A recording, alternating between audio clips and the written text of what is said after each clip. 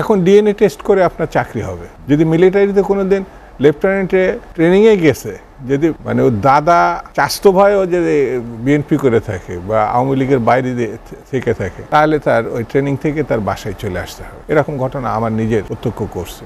গণতান্ত্রিক রাজনীতিতে মানে অবৈধ আপনি বিবেচনা করতে পারেন, কিন্তু যারা নির্বাচনের দেখিয়ে নির্বাচনের নামে ভণ্ডামি করছে, তারা তো ওই জনবিপ্লবের থেকেও করোনার পাত। পুলিশ প্রশাসন, এমনকি নির্বাচন কমিশন, নির্বাচন সংশ্লিষ্ট, তারা এখন ভয়াবহভাবে দলীয়করণের চূড়ান্ত পর্যায়ে রয়েছে। শামসুজ্জামান দুদুভাই যেটি নিয়ে আলোচনা করছিলাম, এটি তাজ রহমান বললেন যে মার্কিন যুক্তরাষ্ট্র নিজেদের স্বার্থের বাইরে তেমন কোনো পদক্ষেপ কোথাও নেয় না। বাংলাদেশের ক্ষেত্রে যেগুলো ছিল সেগুলো আসলে কি তাদের স্বার্থ ছিল? মার্কিন যুক্তরাষ্ট্র না, যে দেশগুলো সুপ্রতিষ্ঠিত, ভঙ্গুর না, মানে অর্থনীতির দিক থেকে যারা স্বাবলম্বী বলবো, উল্লেখযোগ্য, তারা ঠিক স্বার্থের বাইরে কাজ করেছে এমন দেশ মানে খুঁজে বের করা কঠিন হবে। যেমন বর্তমান সরকার এখন তার দুটো স্বার্থ আছে। প্রথম স্বার্থ আছে সে কীভাবে ক্ষমতায় থাকবে। এটি আমি অন্যায়, এটা ব্যাখ্যা করার দরকার নেই। যে কোনো দলই ক্ষমতায় থাকতে চাবে, কিন্তু কিভাবে ক্ষমতায় আসছে, কিভাবে ক্ষমতায় থাকছে, এটি মানে উল্লেখযোগ্য বিষয়। রাজনীতিতে যারা বিশ্বাস করে, রাষ্ট্রবিজ্ঞানে যারা বিশ্বাস করে, যেমন যারা বিপ্লব করে ক্ষমতা আসতে চায়, নির্বাচন না, সশস্ত্র পন্থায় জনবিপ্লব, তাদেরটা গণতান্ত্রিক রাজনীতিতে মানে অবৈধ আপনি বিবেচনা করতে পারেন, কিন্তু যারা নির্বাচনের দেখিয়ে নির্বাচনের নামে ভণ্ডামি করছে, তারা তো ওই জনবিপ্লবের থেকেও করোনার পাত্র। পুলিশ প্রশাসন, এমনকি নির্বাচন কমিশন, নির্বাচন সংশ্লিষ্ট, তারা এখন ভয়াবহভাবে দলীয়করণের চূড়ান্ত পর্যায়ে রয়েছে। মানে কোনো বিচারেই তারা স্বাভাবিক স্বচ্ছ গ্রহণযোগ্য পর্যায়ে আছে, এটা ভাবার কোনো কারণ নাই। এখন ডিএনএ টেস্ট করে আপনার চাকরি হবে। যদি মিলিটারিতে কোনো দিন লেফটেন্যান্টে ট্রেনিংয়ে গেছে, যদি মানে ওর দাদা চাস্তো ভাইও যদি বিএনপি করে থাকে বা আওয়ামী লীগের বাইরে থেকে থাকে, তাহলে তার ওই ট্রেনিং থেকে তার বাসায় চলে আসতে হবে। এরকম ঘটনা আমার নিজের প্রত্যক্ষ করছে। পিএসসি বলে যে প্রতিষ্ঠান আছে, তার একটাই কাজ মেধা দেখা না। এটি সরকারি দলের লোকরা। ঢাকা বিশ্ববিদ্যালয়ের এখন আমি যেটা শুনেছি, এটা মানে অত্যন্ত দুঃখজনক ঘটনা। এই একটা প্রতিষ্ঠান সারা বাংলাদেশটাকে কি ইলেকশন, কি নির্বাচন, ক্ষমতায় যাওয়া, এটা না, এটা গণতন্ত্রের একটা মূর্ত প্রতীক। বাংলাদেশের স্বাধীনতার প্রথম পতাকা ঢাকা বিশ্ববিদ্যালয়। অনেক নেতাই আপোষ করে পাকিস্তানের ক্ষমতা চাইছিল, কিন্তু ছাত্ররা ঢাকা বিশ্ববিদ্যালয় এটা হতে দেয়নি। সেই ঢাকা বিশ্ববিদ্যালয়ের গবেষণায় যারা দেশে না সারা বিশ্বে একটি উল্লেখযোগ্য প্রতিষ্ঠান ছিল, সেখানে 3rd ক্লাস পাওয়া ছিল এখন শিক্ষক। সেখানে ডাকসুর প্রতিনিধিত্বকারী সংগঠন বিপিজিএসএসে 90-এর গণঅভ্যুত্থান ঘটিয়েছে, তারা এখন থাকতে পারে না গত 17 বছর ধরে।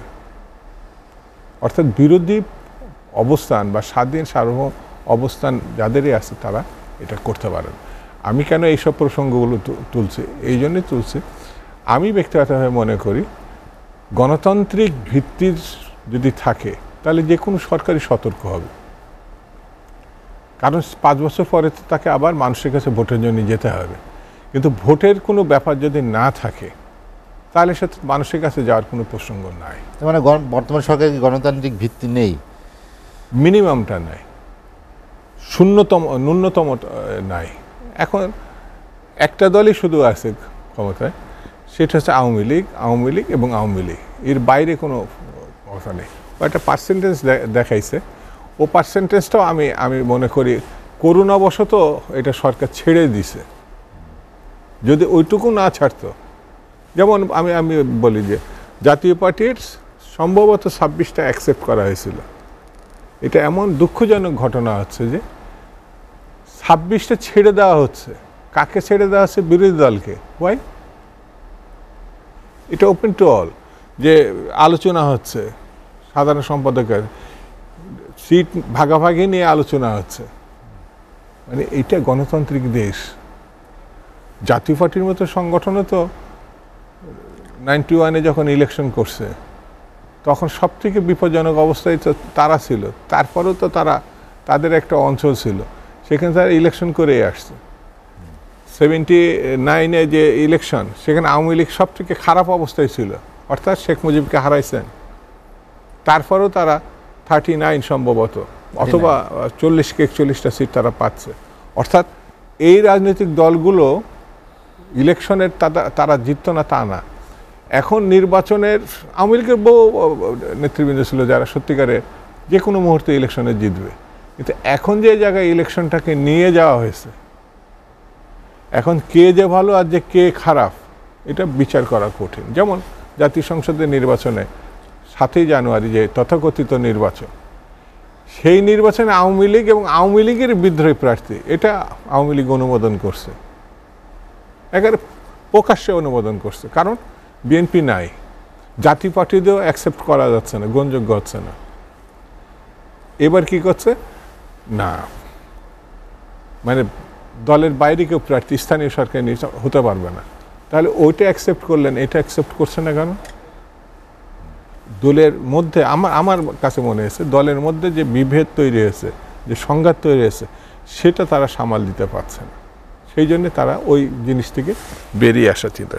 আমার কাছে যেটা মনে হয়েছে যে বাংলাদেশ তৈরি হয়েছে গণতন্ত্রের জন্য, বাংলাদেশ তৈরি হয়েছে মানুষের অধিকারের জন্য, বাংলাদেশ তৈরি হয়েছে স্বাধীনতার জন্য।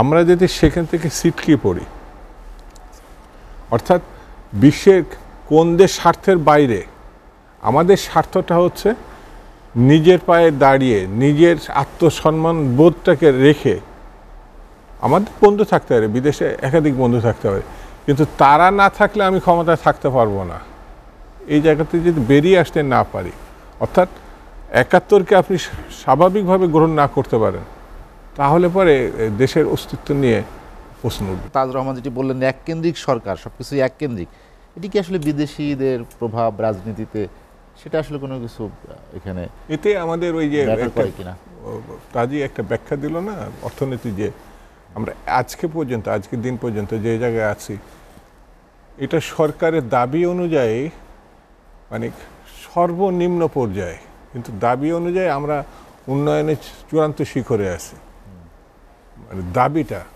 কিন্তু অর্থনৈতিক বিবেচনায় আমাদের রিজার্ভে যে পজিশন, আমাদের সঙ্গে এই কেউ ব্যবসা তো দূরে থাক, কোনো বিষয় নিয়ে মানবিক কোনো বিষয়ে যদি বলি না আমাদের কিছু ওষুধ পাঠান, তাও এলসি খোলা কঠিন হয়ে যাবে।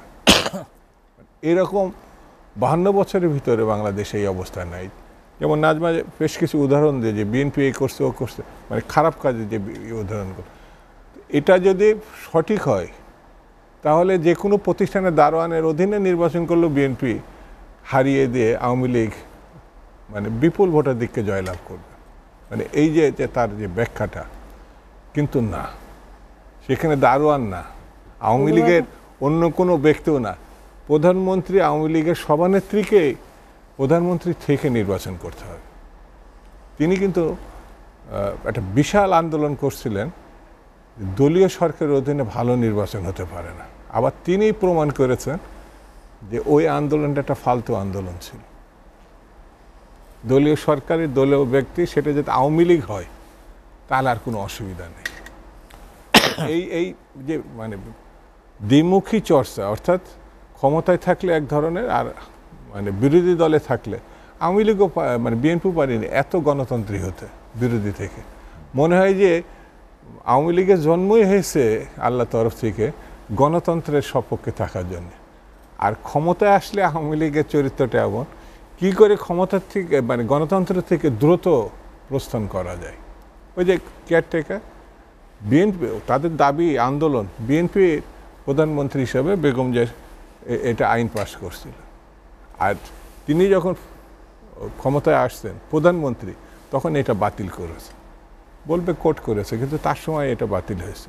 তো আমার কাছে যেটা মনে হয়েছে যে আমাদের আছে না অনেক রাষ্ট্রের চরিত্র, যে এরা দুধ বিক্রি করে, এরা মেষ শাবক পালন করে, অনেক রাষ্ট্র দাঁড়িয়ে গেছে, এক একটা রাষ্ট্র চরিত্র একটা গণতান্ত্রিক বিবেচনায় মুক্তিযুদ্ধ হয়েছে।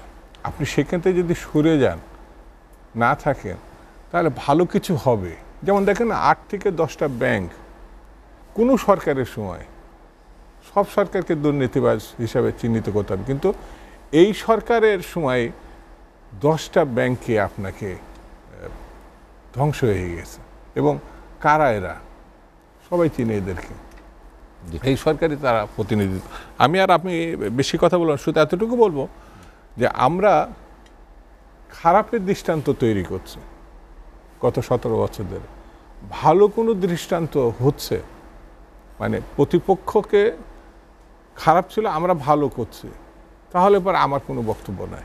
কিন্তু আমার কাছে মনে হচ্ছে ক্রমান্বয়ে আমরা ধ্বংসের দিকে এগোচ্ছি। যেমন সর্বশেষ আজকে পর্যন্ত মানে রিজার্ভ এই জায়গায় এসে দাঁড়িয়েছে, এটা ভালো কিছু ইঙ্গিত করছে না। বিএনপির সময় তো 3.48% ছিল।